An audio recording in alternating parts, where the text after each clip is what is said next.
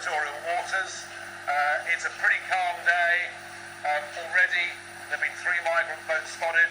All of these are classed as search and rescue missions. But the truth of it is, this is a massive criminal enterprise that is organising all of this, making vast sums of money. You can see the boats absolutely packed, all being charged a minimum of €5,000 each for the criminal gangs to make this crossing. I mean, you can't believe when you see how close the water is to the edge. I mean, how massively overcrowded this is. We could put them under tow, but there's no point because we know the border force, the vessel is on its way from Dover, so we will just kind of keep guard here. We are now going back into French waters. What we know is that a French naval vessel has been seen escorting boats out of French waters to get them into British waters, then they're off their hands. So the big French naval vessel now has gone. They've done their job. They've escorted that little dinghy on the left there into British waters.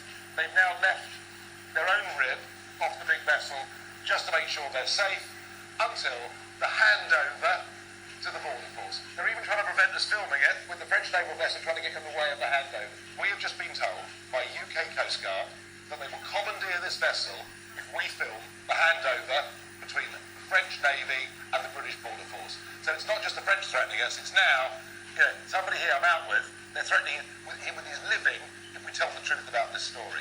This has got to be out there. Home Secretary, you've got to act.